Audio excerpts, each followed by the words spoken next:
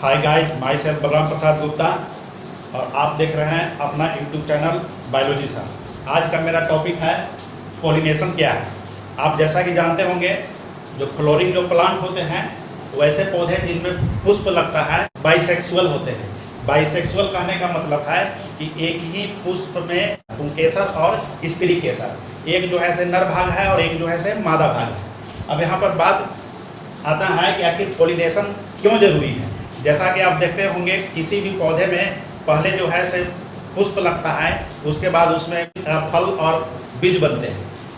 तो पॉलिनेशन जो है से एक प्रक्रम है। यदि पौधों में यदि फल लग रहा है तो इसका मतलब है कि उसमें पॉलिनेशन हो रहा है। विदाउट पॉलिनेशन फल लगना असंभव जैसा है। तो अब हम देखेंगे रिप्रोडक्टिव ऑर्गन प्लांट का क्या है। तो जैसा कि कहा जाता है कि reproductive organ of plant is flower, यानी पुष्प जो है पौधा का लैंगिक अंग है। तो पहले हम थोड़ा सा समझ लेते हैं कि आखिर पुष्प है क्या और पुष्प के कौन कौन से भाग हैं, और फिर हम देखते हैं कि पॉलिनेशन क्यों जरूरी है और पॉलिनेशन क्या है। तो चलिए आइए इसको हम बना रहे हैं और आप भी ध्यान से देखिएगा। ये जो हुआ पुष्प का मादा भाग हुआ, जिसको कार्पेल या पिस्टिल कहा जाएगा। थोड़ा समय लग रहा है, कोशिश कर रहे हैं कि अच्छा बन जाए। साधारण ही बना रहे हैं, आप भी थोड़ा आराम से इसको बना सकते हैं। सिर्फ यहाँ जो डायग्राम है समझने के लिए बनाया जा रहा है। देखिए, इसमें आपको नजर आ रहा होगा, ये भाग जो है स्टिकी भाग जो होता है, इसको कहा जाता है स्टिग्मा। ये है आपका स्टिग्मा और ये जो है आपका स्टाइल, और ये राउंड शेप का ओवल शेप का जो है इसको कहा जाता है ओवरी। तो ये जो तीन जो है से पुष्प के मादा पार्ट ऑफ फ्लावर कहा जाएगा। और ये देखिए आपका ये है एंथर, और इस तंतुनुमा आकृति को कहा जाता है फिलामेंट। तो ये एंथर जो हो गया, ये दोनों जो हो गए मेल पार्ट, और स्टिग्मा, स्टाइल और ओवरी ये जो तीन हो गए, ये हो गए आपको फीमेल पार्ट। अब यहाँ पर ये देखना है कि ओवरी जो है फीमेल पार्ट का, ओवरी जो है इसमें एक प्रोसेस होता है जिसको हम लोग बोलते हैं मेगास्पोरोजेनेसिस। मेगास्पोरोजेनेसिस। और दूसरा जो प्रक्रम होता है वह पुंकेसर यानी एंथर में। तो एंथर में जो परागकोश में जो होगा उस प्रोसेस को कहा जाता है माइक्रोस्पोरोजेनेसिस।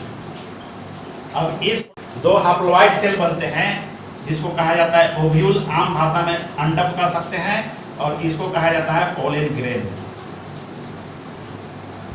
पॉलिनेशन है क्या?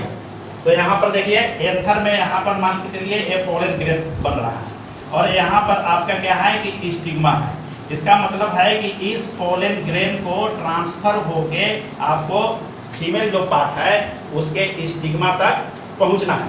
इसको पहुंचना है, पोलन ग्रेन को पहुंचना। क्यों पहुंचना है? ताकि दोनों का यूनियन हो पाए। यूनियन से क्या होगा कि फर्टिलाइजेशन होगा। फर्टिलाइजेशन से क्या होगा कि जाइगोट बनेगा।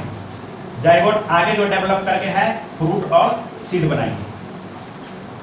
तो कहने का मतलब है कि यदि पौधा में प्रोडक्शन होना है तो उसके लिए ओव्यूल एवं पोलन ग्रेन का यूनाइट होना जरूरी है। जबकि ओव्यूल जो बन रहा है फूल के मादा भाग में बन रहा है, जिसको कार्पेल कहा गया, और जो पोलन ग्रेन है वो पुष्प के मेल पार्ट यानी एंथर में बन रहा है। दोनों अलग अलग बन रहे हैं और दोनों को क्या करना है, यूनाइट करना है।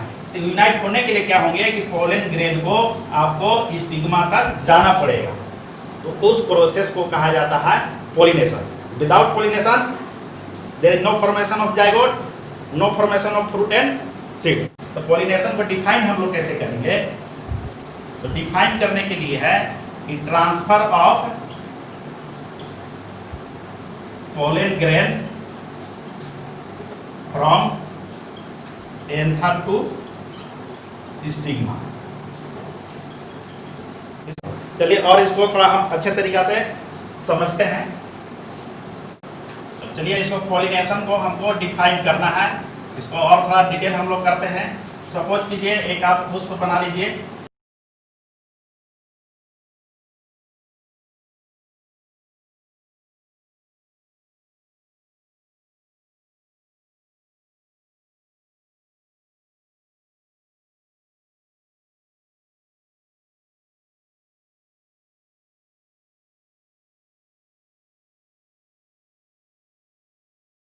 एक प्लांट है, प्लांट 1 मान लीजिए, ए हो गया प्लांट 1, इसमें 2 फूल लगे हुए हैं। यहाँ देखिए इसका बेस है, ये ओवरी हो गया, ये आपका हो गया स्टिग्मा, और ये जो पार्ट जो है गोलाकार, ये जो आपका हो गया एंथर। सेम उसी प्रकार का, ये ओवरी हो गया, ये स्टिग्मा हो गया, ये एंथर हो गया। एक मेल पार्ट हो गया, एक फीमेल पार्ट हो गया। अब प्लांट सेकेंड ले लेते, सेम इसी तरीका से हम लोग बना लेंगे।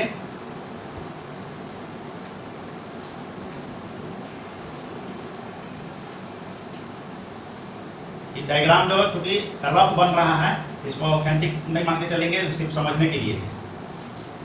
ये प्लांट आपको हो गया सेकेंड। अब यहाँ देखिए, आप जैसे समझ चुके हैं कि जो पॉलिनेशन है वह होता क्या है कि एंथर टू स्टिग्मा। किसका ट्रांसफर होना चाहिए? पोलन ग्रेन का ट्रांसफर होना चाहिए। कहां से? Anther to stigma. तो अब देखिए आखिर कौन से पुष्प में गमन कर सकता है पोलन ग्रेन? स्टिग्मा अर्थात ओव्यूल को गमन नहीं करना है, एक याद रखेंगे। ओव्यूल जो है उसको गमन नहीं करना है, सिर्फ जो ट्रांसफर होगा वो कौन सा ट्रांसफर होगा? Pollen grain. पोलन ग्रेन को सिर्फ मूव करना है। तो पोलन ग्रेन को ट्रांसफर होना है तो एंथर से स्टिग्मा जाएगा।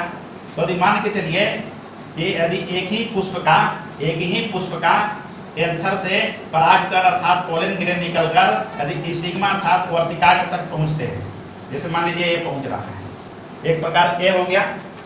दूसरा प्रकार हो सकता है कि दूसरा पुष्प है, तो इसका मान लीजिए एंथर हो गया और इसका मान लीजिए स्टिग्मा हो गया। तो इस तरीका के भी गमन हो सकता है। एक ही प्लांट है लेकिन यहाँ क्या हुआ कि पुष्प चेंज हो गया। तो हम लिखते चलेंगे कि क्या क्या हुआ। कि पहला हुआ विद इन सेम फ्लावर, किसका ट्रांसफर हुआ?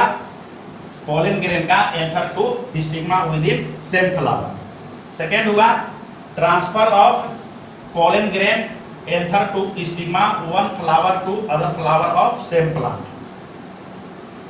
इसका मतलब हुआ कि 2 पुष्पों में different flower of same plant, यानी एक ही पुष्प है, दो प्रकार के पुष्प है, 2 पुष्प है लेकिन पौधा क्या है?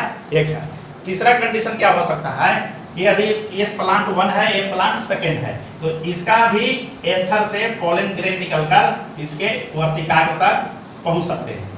तब यहाँ क्या हुआ कि एक पुष्प ही अलग हो गया, एक पुष्प अलग हो गया, प्लांट 1 है, प्लांट सेकेंड है। इसका मतलब क्या? प्लांट भी चेंज हो गया। तो तीसरा हुआ कि transfer of different flower of different plant.